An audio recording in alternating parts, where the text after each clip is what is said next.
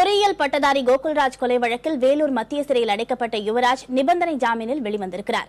வேலூர் மத்திய சிறைக்கு முன் செய்தியாளர்களை சந்தித்த அவர் கோகுல்ராஜ் தற்கொலை செய்து கொண்டதாக கூறினார். ஆனால் அதே நேரத்தில் திருச்செங்கோடு டிஎஸ்பி விஷ்ணுபிரியா கொலை செய்யப்பட்டிருப்பதாகவும் குற்றம் சாட்டினார். இந்த இரு சம்பவங்களுக்கான ஆதாரங்களை நீதிமன்றத்தில் சமர்ப்பிக்கவிருப்பதாகவும் யுவராஜ் தெரிவித்துள்ளார்.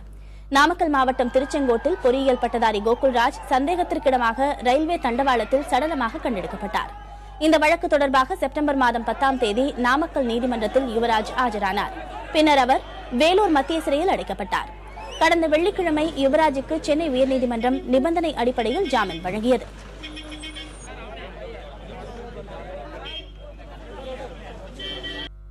அனைத்து உண்மைகளையும் நீதிமன்றத்தின் மூலமா நான் வெளிக்கொண்டு வருவேன். அப்போது அது தற்கொலைதான் நிரூபிக்கப்படும்.